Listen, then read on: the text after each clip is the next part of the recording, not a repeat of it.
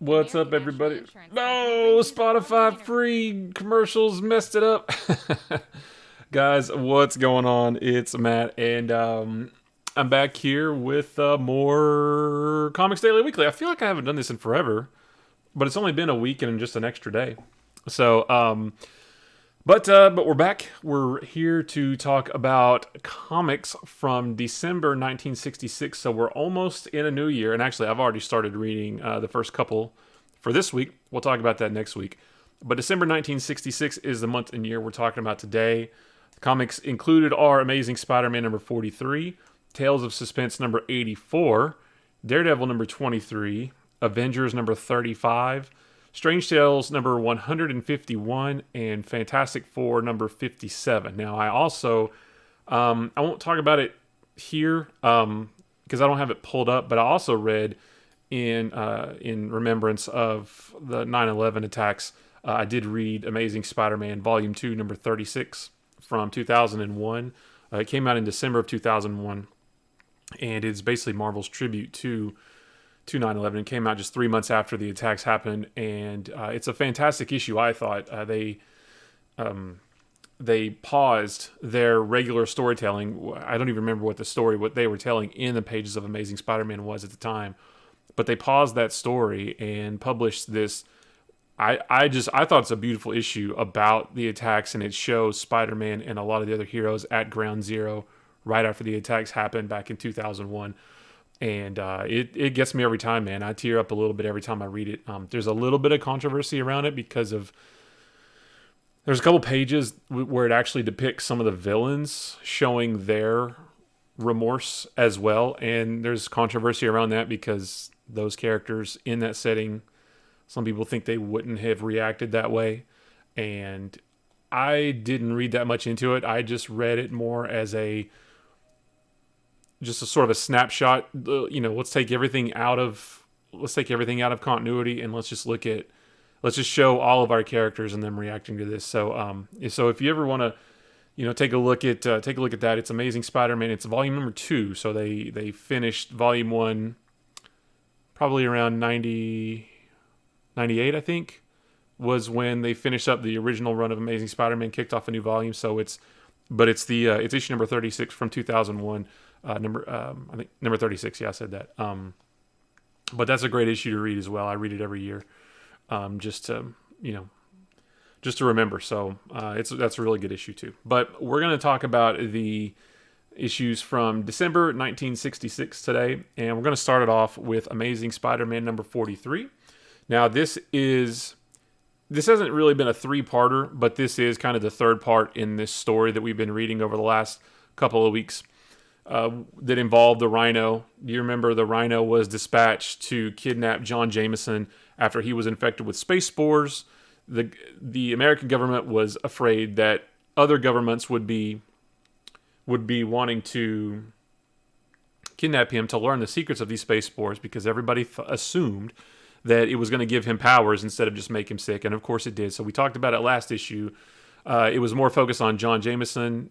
The spores gave him super strength, but they also made him go a little bit crazy, and he attacked Spider-Man. There was a big fight, and Spider-Man helped him out. But now we're going back to Rhino, who has escaped. Let me get this fixed here.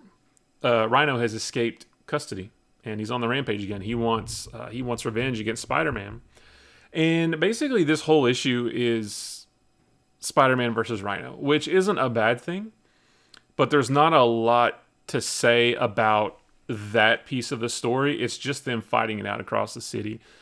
And you can see here, this is where he is actually escaping police custody. Of course, they can't stop him. The bullets bounce off of him, and he's going after Spider-Man to get his revenge. One notable thing is that, and I can't remember if we talked about it last week, and I apologize for that, but Ned and Betty are engaged.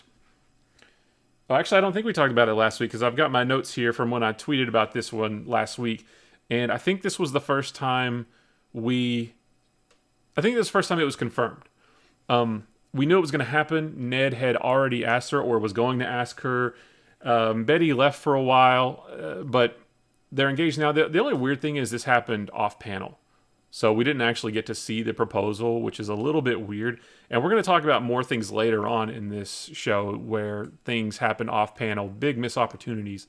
I don't get why they, like I said before, these comics are notorious for spelling out every single thing that happens. That's why they take so long to read, unless it's something big like this. And then they don't even talk about it at all. They just sort of follow it up later. They just talk about it after the fact. So Ned and Betty are engaged. And what I liked best about this issue is the whole interaction with Peter and Mary Jane. So, do you remember last issue, number 42, was Mary Jane's first full appearance, and it was right at the end. It was that last panel was the first time we ever saw her. And in that classic panel, Face It Tiger, you just hit the jackpot. Classic panel, everybody, even non-comics fans, know that panel. That was great. And so now we're finally get to see them interact. And I've actually, I've read a lot of these issues. I've read a lot of Spider-Man over my 30 years of reading comics. But I've never read, a lot of these old, just sort of one-off issues, stories that don't really play into the overall mythos of Spider-Man. So I've actually never read some of these early interactions between Peter and Mary Jane. I know how they meet, and I know how they end up, and all that stuff. But I've just never read some of these just basic interactions, and it was a lot of fun. I didn't realize that in her first several appearances, and I don't know how long this is going to last. I don't know when she's going to sort of develop a little bit as a character. But I didn't know she was written as quite such a space cadet. Basically, she's far out daddy. I did make a note that Mary Jane is here to remind you that this issue was written in the 60s. So I just like to look at some of these PDO. She calls him PDO a lot. PDO, you're right from Groovesville. I never thought a tiger who wore his hair so short could be so dreamy. And you've got a bouncing bike too. Dad, you're the end. She calls him Dad a lot, which I think is a little bit weird. And she also calls him Son once or twice in this issue, which is strange as well. But it's still so much fun. What say we give the boob tube a whirl? You can fill me in on your life story during the station breaks. But what I like about this is that she is the polar opposite of Peter. He's kind of, I don't want to say he's stuck up or wound up tight. It's just that he has a lot on his plate. He's trying to balance being Spider-Man, going to college, earning money, taking care of his aunt. So he's got a lot going on, and he's a little bit more wound up. Whereas she's just totally carefree. She has not a care in the world. And what's really cool about her too is, and I should hold this off till next week because it's in the issue that I just read. But one thing I like about her is she doesn't care, and I don't mean that in a bad way. She just marches to the beat of her own drummer. So if he has to leave, or if he can't meet up with her, she's just like, okay, whatever, I'll go do my own thing. Whereas if it were Liz or Betty or maybe even Gwen to a certain extent, though Gwen's not as bad about it, but especially Liz or Betty, if it were either of them and Peter said, no, I can't meet up with you, or I've got to cancel our date or anything like that, they instantly think, oh no, is he with another girl? Is he losing interest in me? And Mary Jane just isn't that way, and it's such a nice change of pace. So they have a great interaction. This is their first time. Remember, this is piggybacking off of number 42. So this is that same dinner that they're at. This is the first time they're interacting together. She calls him Clyde too. Correction, Clyde, I am an actress. It's just a matter of time till this big, blind, bouncy world discovers that fabulous fact. Come on, Petey, let your hair down. They're playing our song. He's like, what a living doll. She makes everything seem like a party. She really does. She's written that way. So I really like it. I really like her and him together in these early issues. They're a great pair. They're yin and yang basically. And we all know that he'll get with Gwen later, but their interaction right now is really fun. And that's really what I've enjoyed most about probably most of these early Spider-Man issues is the character development. I mean, sure, it's fun to read about Spider-Man beating up bad guys, but those stories are pretty simple. It's basically just like when we're talking about here. It's basically just Spider-Man fighting the villain of the month, and that's it. But you can really see the characters develop. Peter has grown so much since Amazing Spider-Man #1 or even Amazing Fantasy 15.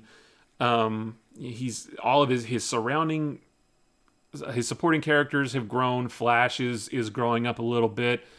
We've got Harry now. We haven't really seen Liz too much, but that's been my most enjoyable parts of all of these issues is the characters interacting with each other, probably more so than the fights themselves. But so we can see here that in the middle of their evening, Peter learns about the Rhino and he's got to go stop him. Mary Jane's going to come with him, which she's totally cool with, and this is another example of he has to find a reason to leave, and she's totally cool with it. She's like, "Sweet, let's go together."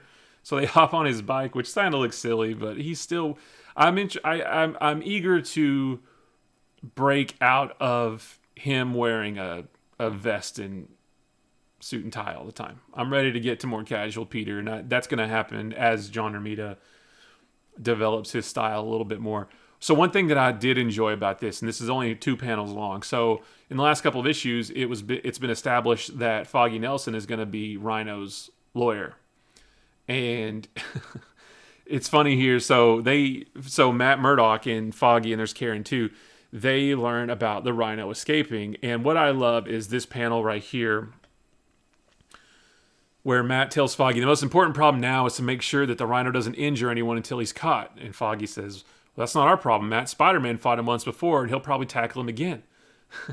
So this right here, Matt thinks to himself, "I wish Daredevil could go after him now, but the web slinger deserves first crack at him." So I made a note about that. You know, sure, innocent lives are at stake, but Matt Murdock is helpless against the rule of finders keepers. So there's no reason that Daredevil couldn't go help Spider-Man fight the Rhino, but Spider-Man deserves the first crack at him. So I'm just gonna lay back, even though the Rhino could hurt people. Finders keepers. So I thought that was pretty silly. That would have been cool to see Spider-Man and Spider-Man and Daredevil fight the Rhino. But a lot of this from here is Spider-Man fighting Rhino, except for we learn the Rhino's origin. We learned that he was a hired thug. These scientists are going to make him stronger. They actually sort of graft this Rhino suit onto him, so it's not just a suit. It's not glued, but it's glued to him. You know, it's bonded with him, and that's where a lot of his strength and invulnerability comes from. So we learn about that. But once he learns that he has this power, he turns on the scientist and just goes and does his own thing. And the rest of it is just a really cool fight between Spider-Man and Rhino. I always kind of like when these guys fight. Rhino's not my favorite Spider-Man villain. That's reserved for Green Goblin. But it's always fun when these guys fight because you have just big, brute strength versus Spider-Man's more agile way of fighting. So it's always really fun when those two tangle together. Mary Jane's watching the fight at one point. But this, there's not much else to say. We'll page through these pages a little bit. Oh, this is kind of nice too. Spider-Man at one point nearly gets clobbered by the Rhino, and it's actually a police officer that helps him out of the way. You can see here in these middle 2 panels, which is kind of nice because at this point the Daily Bugle, well, they write negative things about Spider-Man all the time, and the cops don't trust him. Most of the general public doesn't trust him, but a cop helps him out of the way here. I thought that was a nice little touch. They don't focus on that too long, but I liked that part. He gets up, more fighting. He's got his pictures. He meets back up with Mary Jane, but he has to leave her, or he takes her back to her apartment. And again, he's lamenting not having his own apartment. So that's going to be interesting. I'm eager to get to that point where Spider-Man gets where Peter gets his own apartment. That's always fun. He always winds up with bad landlords, and that's going to introduce another level of another adversity that he has to face is earning enough money to pay his rent. But we're not there yet because, poor old frail Aunt May, she can't live by herself right now, I guess. So, but Peter's selling more pictures. Oh, and then we do see that, and I'm mentioning this because this is going to come into play next week. So Peter actually goes to Kurt Connors for help stopping the Rhino. He realizes that they need to get the Rhino suit off of him, basically. So he goes to Kurt Connors for help with that. He has a small sample of Rhino suit, but Kurt Connors helps him develop basically a solvent that basically dissolves Rhino's suit. He catches Rhino when he's attacked. He goes back to attack John Jameson, who was still in the hospital after last issue. Spider-Man has whipped this solvent into his webbing, covers Rhino with it, and that starts to melt away. This is a good shot of it right here in this panel. Sorry for audio listeners if I ever get this in an audio version. But the solvent starts to melt his suit away, which then removes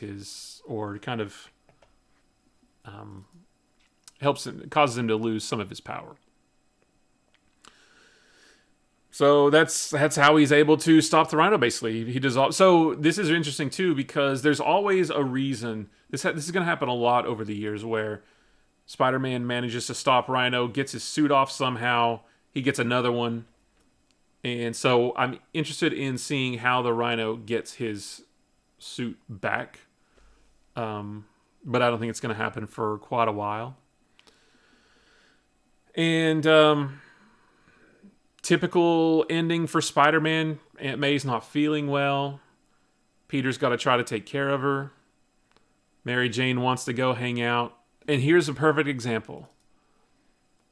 Something came up, Mary Jane. I can't make it tomorrow night. She says, "That's okay, Tiger. I'll keep a stiff upper lip until you buzz me again." Although now, see, and I love that about her, but now it's Peter saying, sounds as though she couldn't care less. But she just, like I said, she just marches to the beat of her own drum.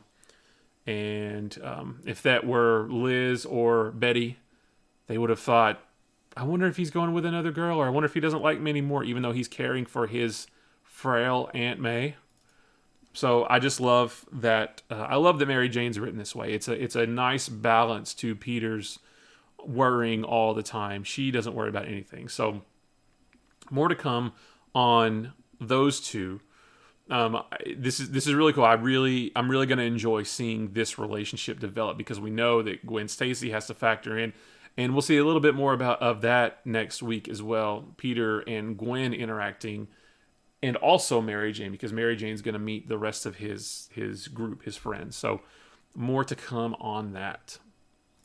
All right, moving on. Tales of Suspense number. Wait a minute. Let me get this full size here. Tales of Suspense number 84.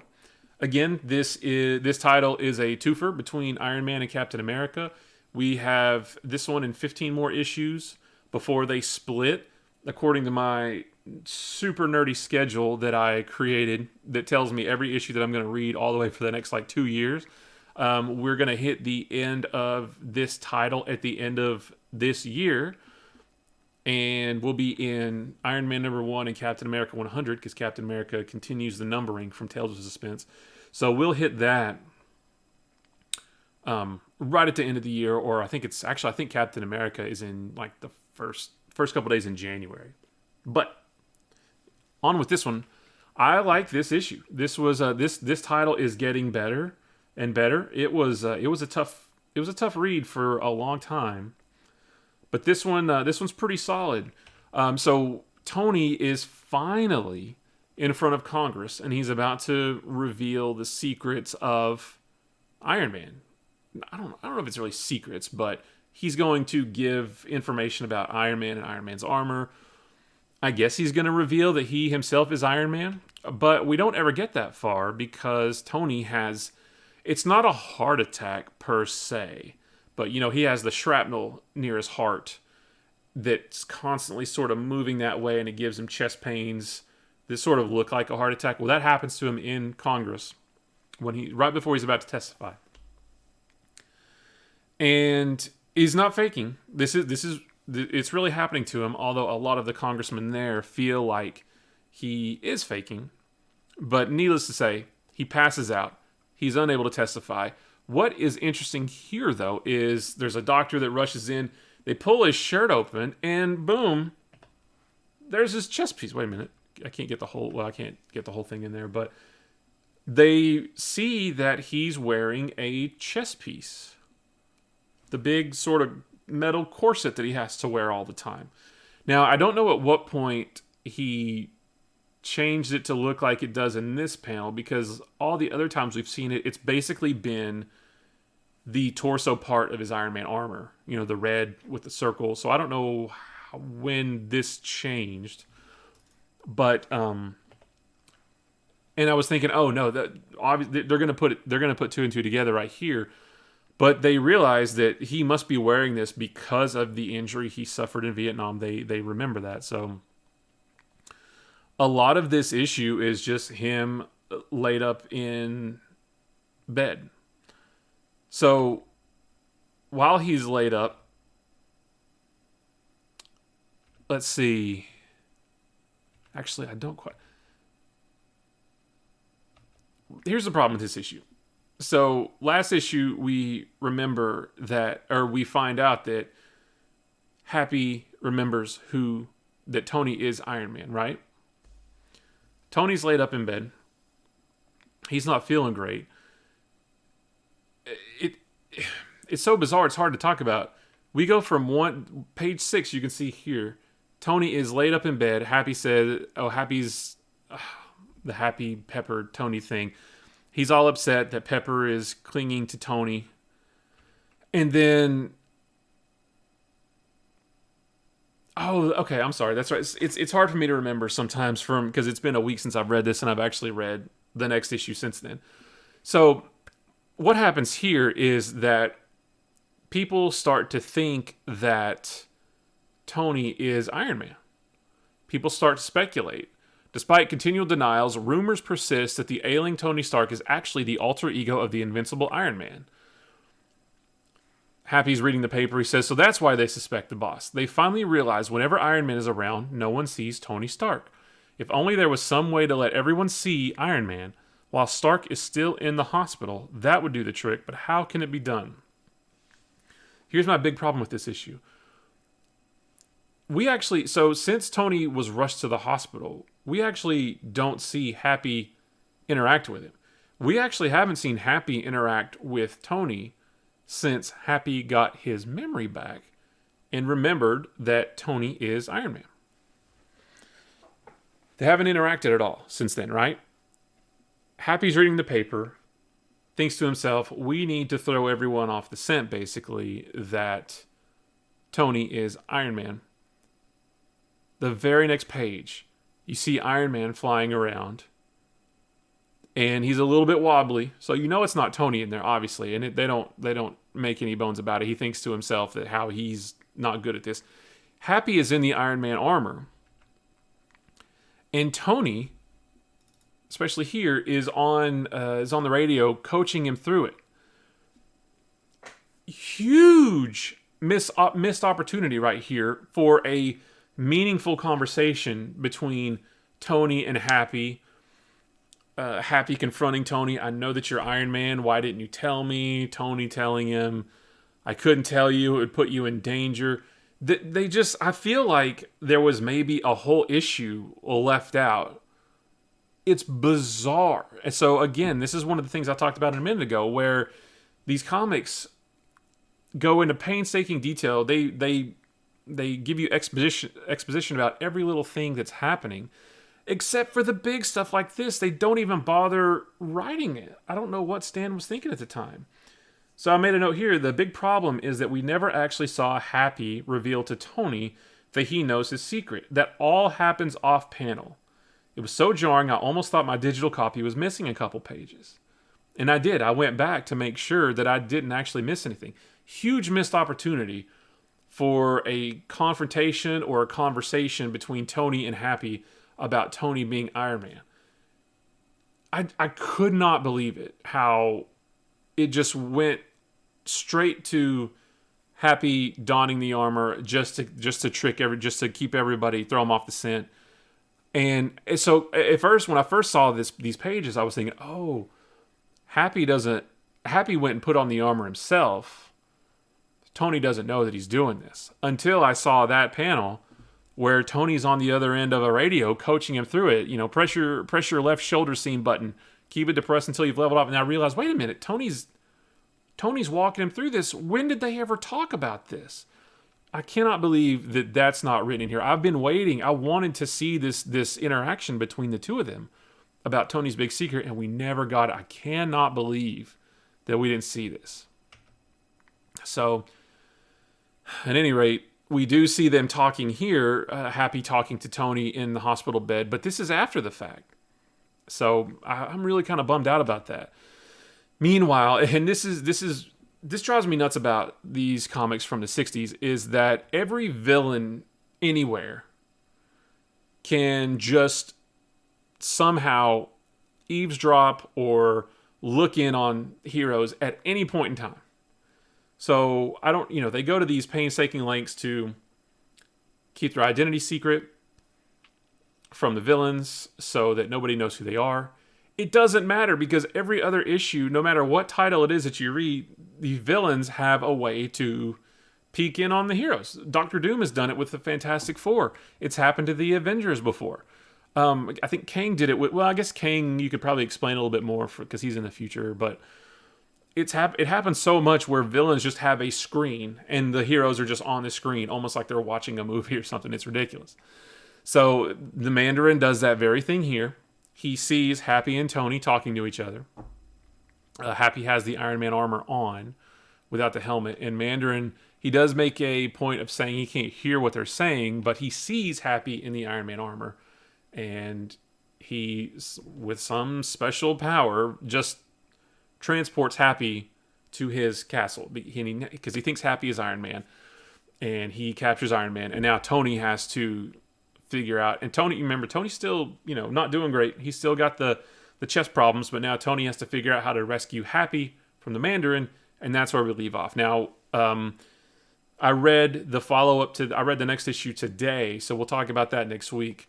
There's a couple cool things that happen in the next issue, but we'll cover that next time. So moving on to the Cap half of this story. This one was pretty cool as well, with it, and we'll talk about the ending because it's interesting. So remember in the last couple of issues, Cap had to deal with the Adaptoid, which was basically a shape-shifting android developed by AIM. The Adaptoid took Jarvis's identity, drugged Cap. Long story short, he eventually knocked out Cap, took Cap's identity, got his butt kicked by the Tumbler, ridiculous villain. Cap eventually stopped the Adaptoid, tied him up, locked him in a closet, because that's what you do when there is a shape-shifting android that has taken over your life, and you finally take them down, you tie him up and lock him in a closet. He's got the Avengers with him. They're talking about what to do with the Adaptoid.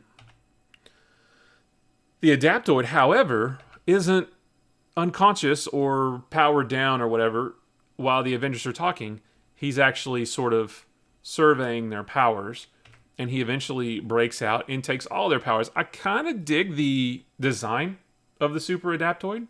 I didn't mention that. He's now known as the Super Adaptoid because he has the powers of Captain America, Goliath, Hawkeye, and the Wasp. And the design's pretty cool. It's kind of, two-tone, but I kind of like it. I don't know where he got a bow and arrows, but sure.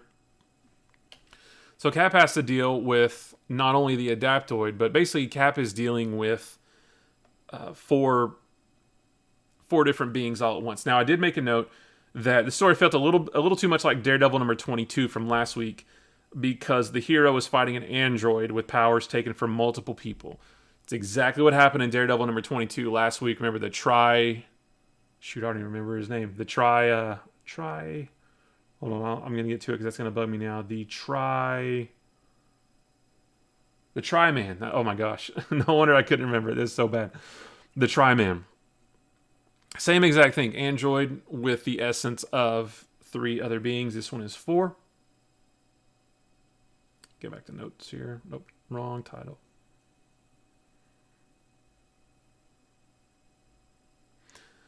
And so Cap has to figure out how to stop him. Now, the cool thing is I love seeing stories of slightly lesser physically powered heroes taking on villains that should technically overpower them, but they always find a way to win. Although, most of this issue is Cap fighting the Super Adaptoid. Some really cool action scenes here. Jack Kirby doing his thing with all the impact and the motion that you feel. Really making you feel it. I do like... I thought there was a panel here where the Super Adaptoid, they're fighting, they're on top of a skyscraper at this point. I'm just paging through the pages here because it's just a bunch of fighting, which is really cool. The Super Adaptoid launches Cap into the air. And I like this page here. There's a cool sequence of Cap he's like 300 feet in the air. He's trying to figure out how to not die, basically. And he's able to angle himself into the water. But what I really like about this particular story in this issue is that Cap doesn't win at the end. The Super Adaptoid gets away. He thinks he defeats Cap, and he goes away to form another plan about what he's going to do next. Cap, we see at the very end that Cap actually, survives, obviously. He comes up for air.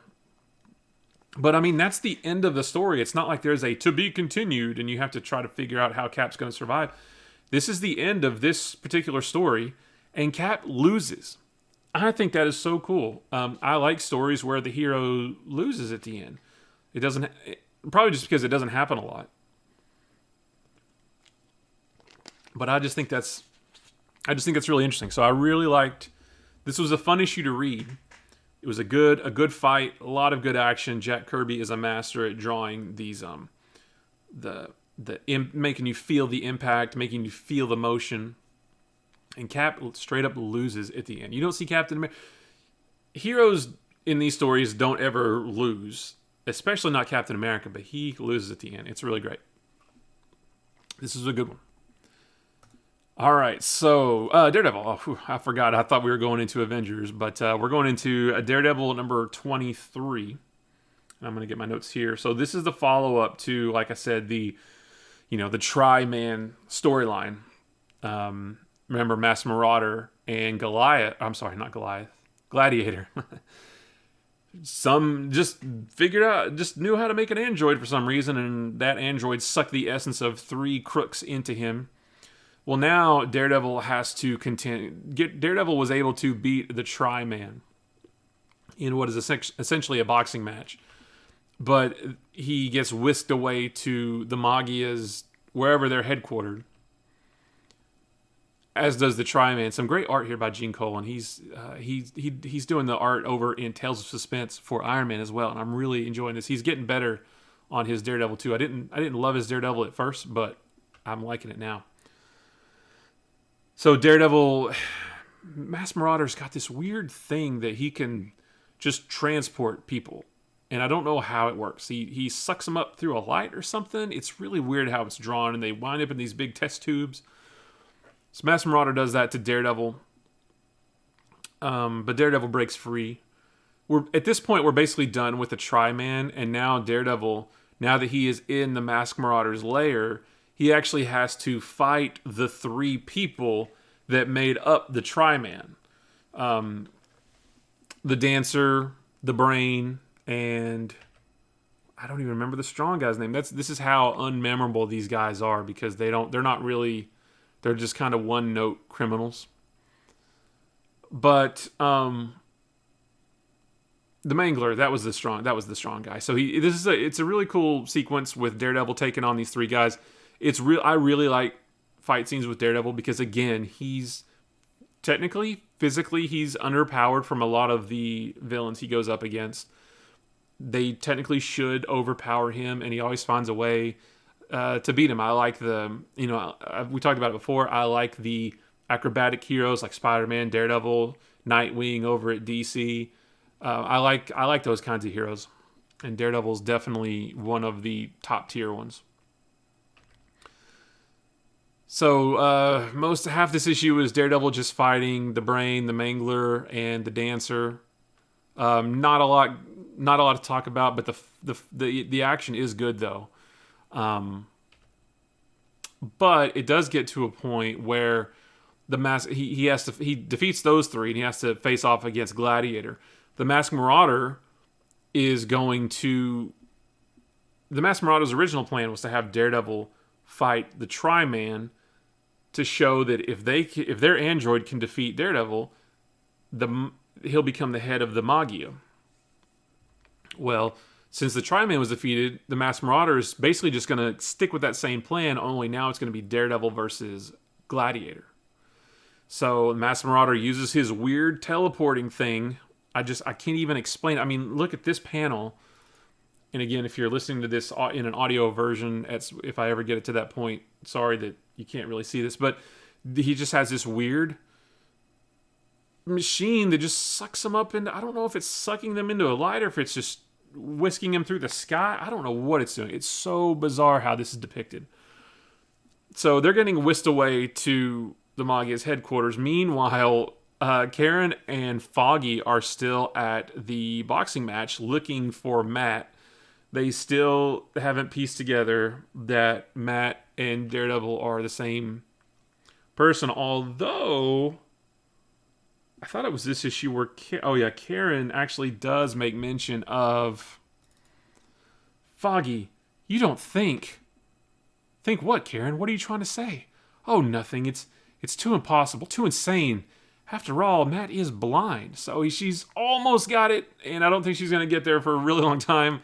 That's gonna have repercussions in the Frank Miller run whenever we get there, in however many years it's going to take us to get there. But the rest of this issue is Daredevil taking on Gladiator in front of the Magia, like they're witnessing the whole thing, and the fight's really cool. Gladiator he's an okay villain, I guess. Kind of, I don't know, he's sort of unremarkable, but it's fun to watch the two of them fight. Like I said, I enjoy watching Daredevil fight. He's so agile and having to think of ways to defeat more powerful enemies. There was one bit where there's this bit here where Gladiator lets a lion out of his cage at Daredevil, and Daredevil has to, he stops the lion, obviously, but by doing so, the lion doesn't care who he's fighting. So the lion goes after both Daredevil and Gladiator. Daredevil gets the lion back in his cage, thus saving Gladiator's life. And the reason that's important is because Gladiator sort of pays that back to Daredevil. The Magia says, hey, Gladiator, now's your chance to finish him off. Gladiator says, forget it. I don't fight a guy who just saved my life. You've all had it. The show's over. And so that kind of messes up the Masked Marauder's plans to become head of the Magia. The weird thing is that, and I made a note of this too, that this was a strange last page. I said, Daredevil knows that Gladiator was in cahoots with the Masked Marauder, not to mention the fact that Gladiator just tried to kill Daredevil in their fight just now, but yet Daredevil lets him go, even after hearing Gladiator say that he'll join up with the Magia. So Masked Marauder isn't going to become the head of the Magia, but they do offer Gladiator a position within their ranks, and he takes it. And then Daredevil just leaves. Instead of trying to say, wait a minute, you're a criminal, and you worked with another criminal to try to kill me, and you've broken all kinds of laws, and I need to take you in, he just leaves. And also, not only have you committed all these criminal acts, I now know that you are going to join up with more criminals to do more criminal things, and he just leaves. So that's kind of weird. It was a good issue up till that. It was a weird end, but I guess, I just feel like some of these old stories, they have trouble with the ending. It almost feels like Stan gets bored with some of these stories, so he just quits. He just ends it abruptly. So that was a good one. I'll be reading I'm recording this on Monday, so I'll be reading the next issue tomorrow. So I know Kazar's in that one. And the last time we saw Kazar in Daredevil, it was a really fun story. John Romita was on pencils, which he's not going to be anymore because now he's on Spider-Man. But we'll see how that goes. All right, so I've said it before, I'll say it again. This is my most dreaded book every week, The Avengers. I hate to say that because it's The Avengers, man, but this is this of the books that I'm reading. And again, I'm not reading all of them. There's still X-Men, Tales to Astonish. I'm not interested in reading those. I just don't want to. Especially Tales to Astonish. It is now a book with Namor and the Hulk, and I don't really dig the old Hulk stories, and I just don't like Namor. Period. So I'm skipping that one altogether for sure. But so of the books I'm reading, Avengers is the worst. Right? It's just the stories just aren't good, and the lineup of Avengers, well, it's a little bit better, but man, this is a struggle. I read Avengers on Wednesdays, and every Wednesday it's a struggle. So, and this one isn't any better. So, remember last week we talked about the living laser and how he's somehow managed to defeat all the Avengers, even though all he's got is one laser on one wrist, and somehow that makes him this super powerful being. I don't get how. And last issue, remember, he upgraded his laser and then flew around the city destroying buildings that were going to be destroyed anyway. Well, that almost seems like, hey, thanks, man. We saved thousands in demolition costs. I appreciate it. You know, he just wants to prove his power, basically. So, the end of the last issue, the living laser had trapped Captain America and Hawkeye into this laser cage, basically. He trapped him in these beams. You can see it here. He's trapped him in this cage of laser beams, and it's actually shrinking. They're actually moving in tighter and tighter. So many weird things happen in this issue. So they're trapped. They're almost evaporated. The lasers are going to get them any minute. Meanwhile, Goliath, and don't forget, Wasp was captured too. She's in a jar. Also, don't forget that last issue, the living laser, the minute he saw Jan, the Wasp, the minute he saw her, he was just in love with her. Oh my gosh, I have to make her mine. I have to prove to her that I'm the man she's supposed to be with. That happened at the beginning of last issue, and then it was never referenced again, which was really weird. I bring that up because it actually does come up in this issue, and we'll get to it. But Goliath is the only one not captured because he wasn't with the other three when they went to confront Living Laser at the end of last issue. So Goliath is tracking Jan. He's trying to find her. He's got a homing beacon on her. It seems like an invasion of privacy, but whatever. Meanwhile, Living Laser is flying around the city. He'd already left at this point. That's right. Basically, Living Laser. This one's so hard, man. Let me get to my notes on this one. I've got to refer to these. So Living Laser's goal in this issue, he's going to become the ruler of a country called Costa Verde. Costa Verde. I don't know why. I guess just because he can. Maybe it was explained in this. That's how hard it is to read these issues. I can't pick up on some of these finer story beats. But through tracking Jan, Goliath is led to Captain America and Hawkeye. Wait a minute, though. Let me not skip over one part. Cap throws his shield. He's going to throw his shield through the laser beams that they're trapped between in order to flip the switch or whatever it is to turn it off. This is Captain America's shield, mind you, okay? He throws it through. It doesn't work.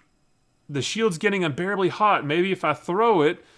Nope, it disintegrated, just as if it were made of paper mache. Cap's shield is gone. This disintegrated. What? You can't see that, sorry. Cap's shield just gets disintegrated by these lasers. That's kind of a big deal, you know? It's Captain America's shield. It's supposed to be nigh indestructible. More on that later. Anyway, Goliath does find Cap and Hawkeye in his search for the Wasp. So he breaks them out. They're still searching for him. Living Laser has taken Jan with him.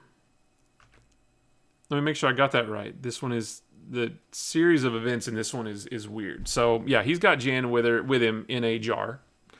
And he's meeting with these two bad dudes about overthrowing the government of Costa Verde. The event he's using, remember, he's only got one laser. That's all he has is one laser on his wrist, and you can see here he's shooting down planes and doing all kinds of bad things. He's taking out tanks and things like that with one laser on his wrist, right? Anyway, the Avengers, news of the laser's victory is flashed to every corner of the globe, including Avengers HQ. So the Avengers find him because he's on the news. He's causing so much chaos that it's making the evening news. So the Avengers find him very easily. He's not real smart, apparently. So the Avengers travel to Costa Verde to take him down, right? Now, one thing he does do is he develops a more powerful laser. I think it's kind of like a tank. Let's see. He builds a laser cannon as well. So, yeah. So the Avengers are in Costa Verde. They're trying to stop Living Laser. Of course, Living Laser now has all these foot soldiers at his disposal to fight, because the Avengers have to fight somebody, right? So they're trying to get to him. A lot of action here, just a lot of fighting, a lot of the Avengers fighting Living Laser's troops from Costa Verde. So not a lot of remarkable stuff here. One thing that before they take off, you can see in these panels, Captain America has his shield again. In this panel right here, it is kind of different in that it's kind of slung over his chest instead of being, straps or something. So I actually thought this was going to be like a makeshift shield. Or I thought they were going to mention something about, this is my old prototype shield from back in the war or something like that. No, never mentioned. Cap just has a spare, I guess. It's a good thing that he has a backup. It's just so bizarre that Captain America's shield gets disintegrated. And he just has another one laying around. It's weird. The writing in this just isn't good. So you got the Avengers fighting these Costa Verde soldiers. There's his big laser cannon right here, which he's gonna do unspeakable things with. He's gonna commit unspeakable acts with this giant laser cannon. Again, you would think that 3 Avengers could overpower one dude with one laser, but they're just having a tough go of it. This time, Goliath gets captured by the Living Laser instead of Cap and Hawkeye. Don't forget that for the last several issues, actually ever since Goliath came back into the fold with the Avengers, he's been stuck at like 10 feet tall, or maybe it's 12, 10 or 12 feet tall. And he hasn't been able to figure out how to fix himself. Well, you can see right here, and he's for the last couple of issues, he's kind of been keeping a secret as well. And apparently this is it. He has fixed his size issue. So now he's able to change his size at will, including going from big, 10 feet tall, to actually Ant-Man size again, and presumably back to normal. So that's how he's able to break out of the chains that Living Laser puts him in, and that's how he's going to free Jan from the jar that she's trapped in. So Goliath can now shrink in and grow again. He helps Jan escape. The two of them somehow they mess with his laser cannon. That's what it is, and it sends a feedback through and knocks out the Living Laser. And one of my pages didn't load. Let's see, because I don't remember what happened on this last page right here. There we go. I tell you, Marvel Unlimited does not like to work in the browser sometimes. And then the Costa Verde army, I guess. We claim control of the government in name of a democratic republic and free elections. The National Army. Okay.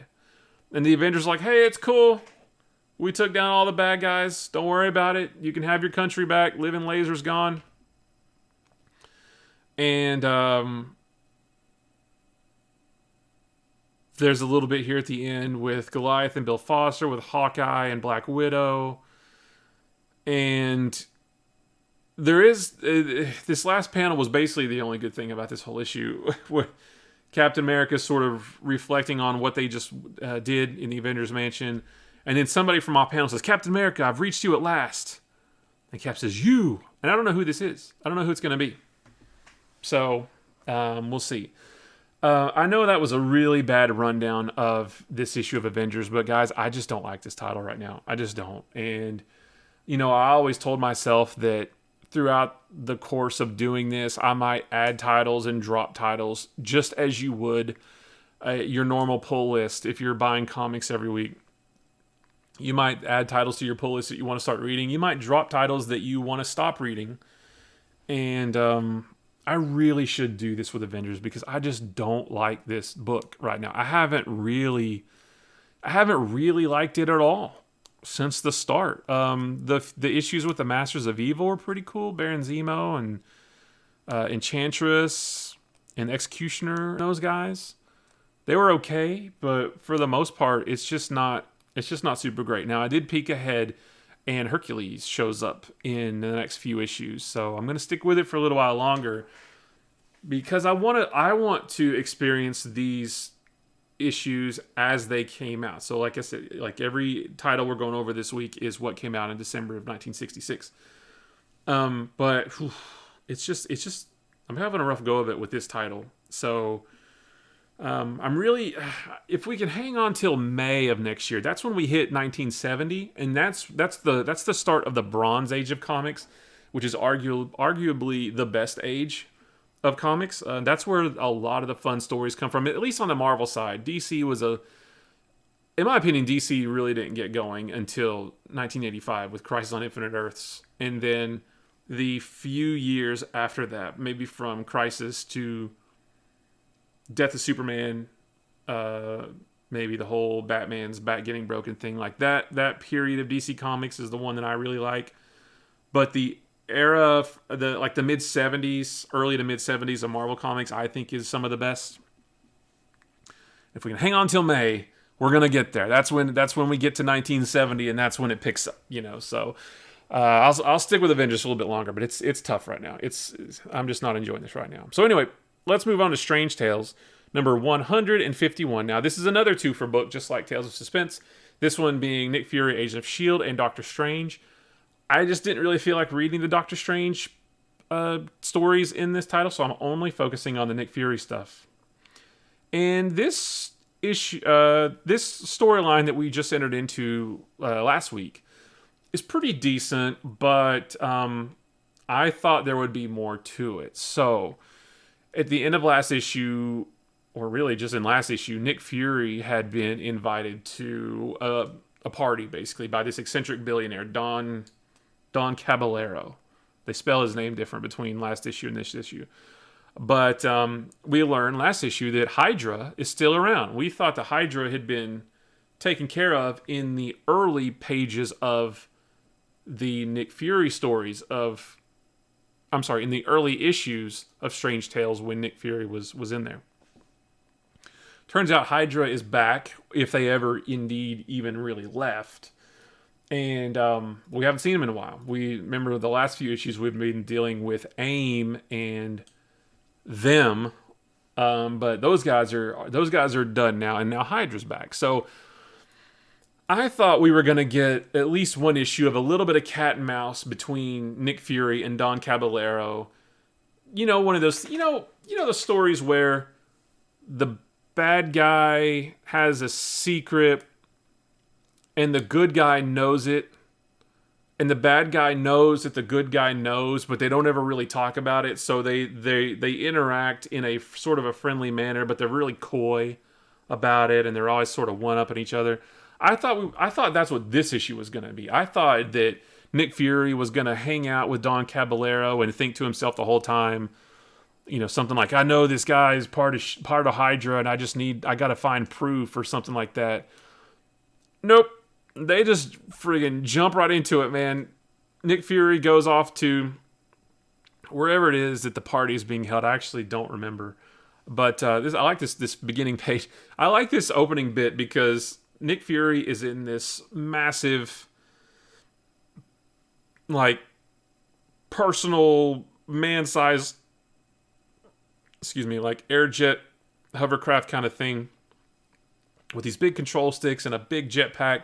Meanwhile, you got Iron Man over in another book flying around in a really, really sleek suit of armor. So I just think that's kind of funny how It's the same thing. They're both flying around, but Nick Fury's suit is way bigger. But Nick Fury travels to where the party is, and like I said, I thought right here, so Hydra and Don Caballero is monitoring his arrival, and I thought, okay, they're going to get ready for him to, they're going to get everything ready, they're going to hide everything.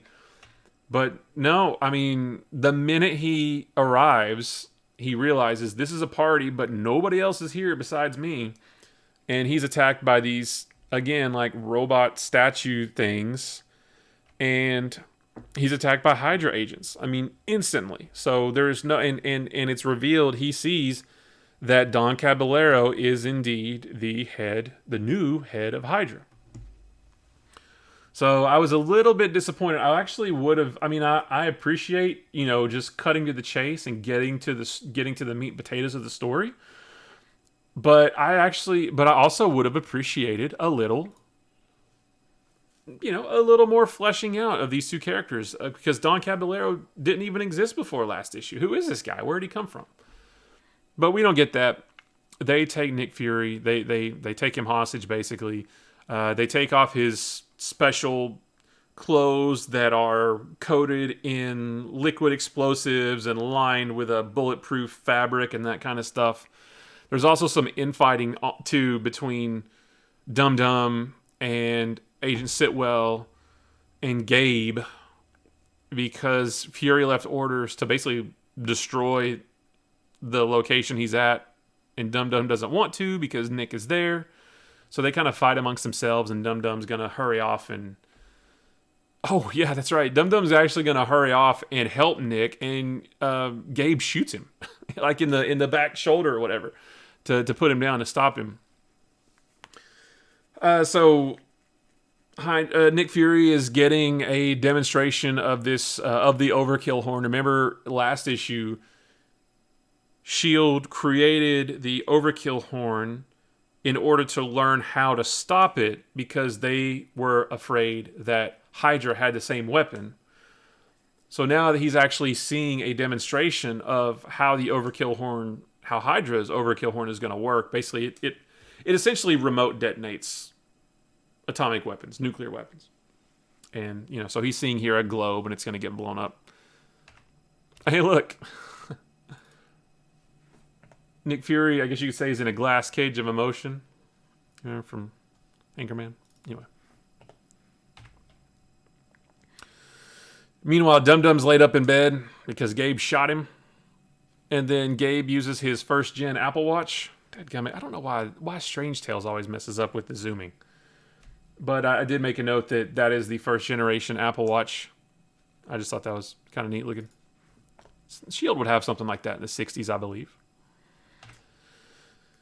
Anyway, Nick Fury is able to escape because they're transporting him. They're gonna strap him to something, and he escapes. And a cool couple pages of Nick Fury taking on Hydra goons. This is I like this. This is classic Nick Fury. Taking on a whole bunch of guys, and he's rough and tough, and he's not gonna take any guff. I didn't mean to make that rhyme, but it did. And I'm sorry. Again, sometimes as I go through these, I forget certain story elements, and that come back to me as we go through this. So one thing that's actually interesting about this, I like the end of this because as Nick is going through this battle, trying to escape, he's thinking to himself, "Wait, this is actually a little bit easier than what I thought it was going to be." Obviously, he's still having to go through a bunch of guys to do it. But he is he's gonna take the plane basically that Hydra's Overkill Horn is in, and he keeps thinking to himself, why are there no guards around this plane? Why was it so easy for me to hijack this plane and get away? Sure, he had to fight, but it was still easier than what it should have been. And it's weird. Well, it's actually kind of neat here. Once Fury leaves, everybody that he shot up, they all get back up. And they say Fury never suspected we were all firing blanks, nor the fact that even our grenades were dummy replicas containing noisy but harmless explosives. Don Caballero says Fury thinks he's escaped. He feels he has defeated us, and believes himself on his way to warn S.H.I.E.L.D. of our plan. What a pity he does not suspect the fatal truth, the fact that he himself is carrying doom and defeat to the rest of mankind. So this was all kind of part of their grand plan, was to let him get away with the Overkill horn. And we'll find out next issue what they're going to do. But yeah, I thought that was kind of neat. I always like it. I always like stories where the enemy is, maybe 2 or 3 steps ahead of the hero.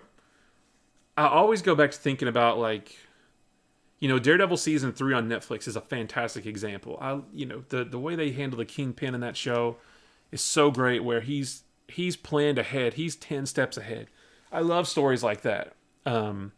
Especially when you don't see it coming. And honestly, I didn't see the end of this coming as well. So we'll find out how it all works out. But basically, Fury is on his way back to S.H.I.E.L.D. headquarters. He doesn't even know. You can see here, he doesn't even know he's being observed. Again, with bad guys being able to monitor the good guys. Although this makes a little bit more sense because Fury is in Hydra's plane, so they could have rigged up a camera or whatever. So it's not as outrageous here, but it happens all the time. But I thought that was an interesting end. So, we had the interesting end of Tales of Suspense, where Captain America actually loses, which was pretty neat to see. And we have the end of this issue where the bad guys, Hydra, basically planned for Fury to escape, and Nick Fury, in all his infinite wisdom, because see, normally it's Nick Fury that's 10 steps ahead of everyone. It doesn't appear that he is, unless they're going to go the cheap route of he knew that they were setting him up, and I hope it's not that. I hope he does have to. I hope that he has gotten got. You know what I mean? And then he has to figure it out. So we'll see in the next issue. But good ending for this one. I thought that was fun. And then the last one we'll talk about this week is Fantastic Four number 57. Now, I will say that this issue, there's a lot going on in this one. And let me jump to my notes, and I'll read you sort of my final thoughts on this one when I was reading it last week. So there's a lot going on in this one. So we have Sandman escapes from prison and attacks the Fantastic Four. And he does that in order to get some equipment from the Fantastic Four in order to help the Wizard escape as well. So don't forget that Sandman and the Wizard and the Trapster, aka Paste Pot Pete, and Medusa were the Frightful Four. Now, they're not 4 anymore because Medusa's hanging out with the Inhumans, and they're stuck inside their impenetrable dome in the Himalayas. But I do hope that this leads to another Frightful Four story, because those are fun. So we've got Sandman escaping from prison. Then there's a whole other story, and probably takes up as much, if not more, of this issue, of Doctor Doom stealing the Silver Surfer's powers. That's a pretty big deal. We also have Johnny and Wyatt and Lockjaw still teleporting around the world in different dimensions, trying to get inside the dome that we talked about a second ago, the impenetrable dome that the Inhumans are stuck in. So those guys are doing that still. And then we see a little bit of the Inhumans inside that dome, and Maximus, who is Black Bolt's brother, reveals a secret about Black Bolt. So we'll get to that in a minute, but let's go ahead and start paging through this. So this issue starts with Sandman breaking out of prison. So Sandman is fighting Reed and Sue and Thing. And you know what? I love this first page. This almost looks John Byrne-esque, but this is before John Byrne's time. But this doesn't look like, or at least Reed and Sandman, that doesn't look like Jack Kirby. That just kind of struck. The minute I flipped this page, I was like, "That's not Jack Kirby. That looks like John Byrne." But it's not. It's too early for John Byrne yet. But I just thought that was just an observation. So we've got a few pages here of basically just a fight between Sandman and Reed, Sue, and Ben. And I'm going to make a note of this because we'll talk about it later. When Sandman escapes, he leaves his clothes behind. You know, the classic striped green shirt and the purple pants. he leaves those behind, and he vanishes up into the duct, into the air duct. So Sandman has escaped. Meanwhile, remember at the end of last issue, Doctor Doom witnessed Silver Surfer zooming through Latveria, and he is interested in who this being is, and he senses his power, right? So he invites Silver Surfer to his castle, and Silver Surfer accepts. So this issue we actually get a lot of interaction between Doom and Silver Surfer, and Doom is fascinated with the Surfer's power, his cosmic power. Surfer's giving him a demonstration. Love the Kirby dots here. Classic cosmic power Kirby dots, Kirby crackle. You can call it whichever one you want. Both terms are acceptable. But he's showing him his power, basically. Surfer is demonstrating his power of being able to basically create anything out of thin air, molecule by molecule. He gives Doom this weapon that allows Doom to completely destroy his one of the towers in his castle. And I was thinking, oh no, don't give freaking Doctor Doom something like that. That's terrible. Don't do that. Although the Surfer doesn't know who Doctor Doom is, but don't do that, right? Luckily, the Surfer then undoes that. And we flip-flop back to Ben flying around looking for Sandman. Sandman shows up in the Baxter building, and the reason I noted that a minute ago about him zooming off without a shirt is because he's got it back here. That's great. So that means that Sandman has a closet full of green shirts and purple pants. Strangely enough, the Hulk and Wyatt Wingfoot also wear purple pants, so I guess they all shop at the same place. I don't know. They don't ever talk about that. Maybe one day. But yeah, you can see here, Sandman's got his clothes back. So again, he's got a stash somewhere. That's good for him. He can't be running around naked. Which is weird because later on, he doesn't wear the clothes. Like, he just forms the clothes when he forms his body. It's weird. You know, something I actually forgot to mention when I was tweeting about this is that Sandman is primarily known as a Spider-Man villain. But at this point, excuse me, December 1966, he's actually faced off against the Fantastic Four more than he has Spider-Man. If I remember correctly, I think he's only interacted with Spider-Man once or maybe twice from his first appearance all the way through now. Like I said, he's actually faced off more against the Fantastic Four, which is just a kind of a weird observation I made as I was reading this. I didn't realize that it was that way back in the day, but he'll eventually break off from the Frightful Four and go hang out with Spider-Man over in that title. So more fighting with Sandman and Reed and Sue. More Kirby dots, Kirby Crackle. That's awesome. I love Kirby Crackle anytime I see it. It's fantastic. No pun intended. I didn't mean to do that. They find some way to electrocute him or some weird sciencey stuff, and he escapes into their advanced equipment storage unit. He's basically looking for equipment to break the Wizard out of prison. Reed mentions that Sandman probably doesn't know what he's grabbing. He's just grabbing anything he can, and the Wizard will know what to do with it. Although I don't know how he's going to get that equipment to the Wizard if the Wizard is in prison. That's a little strange. We go back to Doctor Doom and Silver Surfer hanging out. And this is classic Jack Kirby. Like, giant, weird-looking machines. You've got the Kirby dots in the back. Weird-looking creatures. All kinds of weird machinery. This is classic Kirby right here. It doesn't get any cooler or more Kirby-esque than this. But, and especially this, too. This is a classic Kirby. I can't get it in one. But we'll flip back and forth. That's a classic Kirby, whatever that is, right there. That's awesome. Again, audio listeners, sorry that you can't see this. Doctor Doom, one interesting thing is Doctor Doom is trying to convince the Silver Surfer that he's not a bad dude, right? He's trying to convince Silver Surfer that he's fighting for justice against those who would promote injustice. He nearly loses it on one of his servants, but realizes that the Surfer is watching him and has to act all cool. Oh, don't worry about stepping on my cape. I promise it's all good. I love this panel right here of Happy Surfer. Like, I've never seen the Silver Surfer show this much emotion or look so happy before. That, I just think that particular image of the Surfer is pretty funny.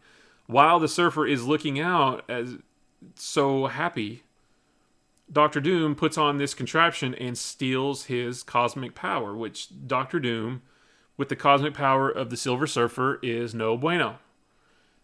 Bunch of Kirby dots right here. That's awesome. And then right here too.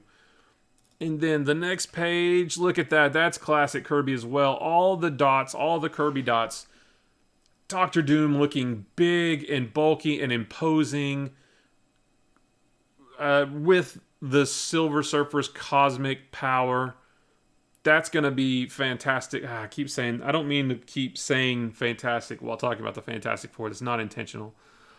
But that's going to be really cool to see next issue. We don't get to it in this issue, but next issue we're going to see the Fantastic Four have to deal with a cosmically powered Doctor Doom. And he's going to do this kind of thing a bunch over the years where he gets power. He's going to delve into magic and mysticism and the occult. He hasn't really got there yet where we're at now. You know, he's going to have the power of a god, or he's going to have godlike power several times. Specifically thinking to Secret War in the 2015 Secret War. Well, heck, even the 1984 Secret War. But when he gets these godlike powers, and this is the first of many times something like this is going to happen. So that's two of the four different storylines we get in this issue. We also bounce over to Johnny, Lockjaw, and Wyatt teleporting around to different dimensions. I really don't know. I haven't been able to put my finger on why Lockjaw is having a hard time teleporting back to the Inhumans. They're not only bouncing around different parts of the Earth, they're going to completely different dimensions altogether. Which is, I don't get why. And I could do without it. This has been going on for several issues now, and it's kind of getting old. They're in this weird dimension now with all these big, giant, Kirby-esque monsters, which that's pretty cool, I guess, but they're only there for just a couple minutes. I don't even really know what the point of even putting it in this issue is, other than to establish the fact that they're still there. You know, we haven't forgotten about Johnny and Wyatt and Lockjaw. They're still doing their thing, trying to get to the Inhumans. But it's there. So it's only a couple pages in this issue. And then we see the Inhumans. So the fourth of our four storylines in this particular issue, the Inhumans still trapped in the dome in the Himalayas. Black Bolt's still unconscious from when he stepped into that machine, tried to break him out. It wiped him out, basically. However, this is interesting because Maximus kind of gives up the goose a little bit, talking about how Black Bolt never talks, and how all the other Inhumans assume that he couldn't talk, but that's not true. So let me find the exact panel. Maximus says, only we two, he's talking about him and Medusa, only we two know the secret of Black Bolt's silence. Why do you not tell? And Medusa's like, nah, don't listen to him. He's a madman. Don't listen to him. And, Karnak's like, what secret's he talking about? Crystal says, what have you hidden from us? Maximus says, you've coached her well, Black Bolt, have you not? She would never betray the secret of the one she loves, but there is no love lost between us two, my brother. Therefore, Maximus is free to tell all. In truth, what a fantastic jest it is. Black Bolt has ever possessed the ability to speak. He's always been able to speak. But he refuses to do so. He refuses, though he knows full well when Black Bolt talks, you'll all be free. But he doesn't. So if I'm a reader in December of 1966, I'm thinking, what in the world is he talking about? When Black Bolt talks, all the Inhumans will be free? What does that even mean? So they're all gathering around Maximus saying, what do you mean? What do you mean? What are you talking about? He says, you would not believe the words of a madman. You must ask Medusa. You must force her to speak. Medusa says, don't you see he tries to turn us against each other? And yet there is a mystery here which we must unravel, Karnak says. So that's the last we get of the Inhumans. But that's really cool because we know that Black Bolt, even a mere whisper from Black Bolt's lips, can bring down a mountain, basically.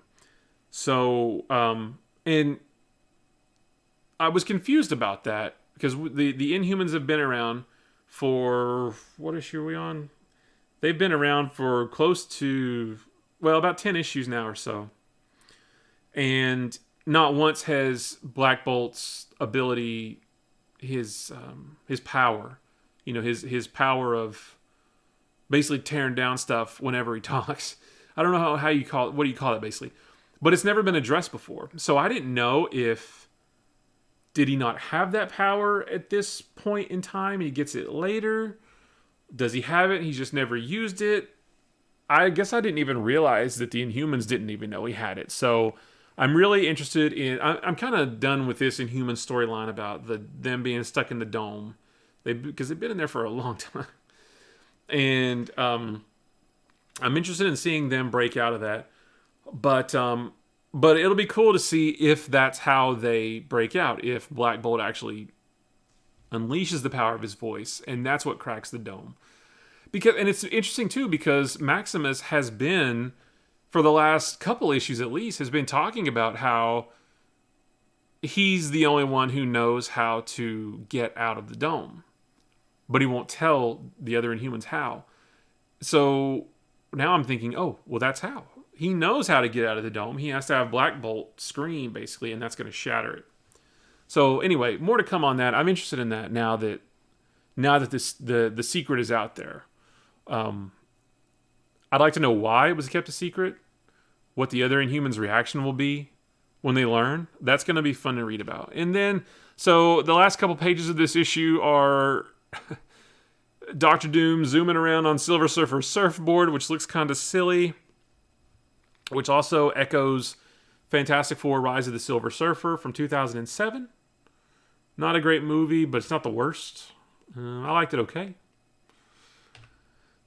But yeah, Dr. Doom with Silver Surfer's cosmic power, that's pretty awesome. And there's a little bit of foreshadowing at the end of the issue. Read have such a strange feeling as though something horrible lies just ahead of us, something much more dangerous than the Sandman. And Reed says, I feel it also, but I mustn't admit it to Sue. You just need to change of pace. Why don't we go out to dinner? I don't know why it's a little weird why they can't just talk about it. After all, we can worry about supervillains any old time. How often do we get a chance to show off the prettiest girl in town? Just trying to distract her from his feeling of something bad coming, even though she has the same bad feeling. And if they talked about it, maybe they could prepare. I don't know. It's a little weird. I don't know why these old comics are obsessed with characters keeping secret from one another, especially in the Fantastic Four when they're all family. So, anyway, more to come next issue, I'm assuming, with Doctor Doom with the Surfer's power, unless they sidestep that and go more with the Inhuman story. Although I don't think they will. I think Doctor Doom is on the cover for next issue, and I'll be reading that Friday. So that's it. So that's the comics for this week. Again, December 1966. Next week we'll jump into 1967. There's not a whole lot of difference between the 2 years right now. Like I said, the big difference is going to come in once we hit 1970. That's what I'm really looking forward to.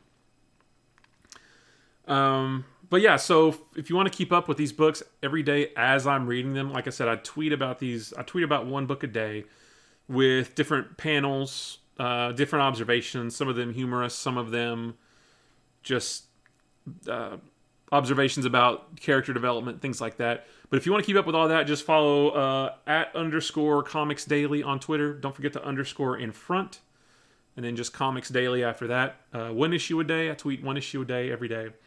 And we will cover January 1967 on next week's show.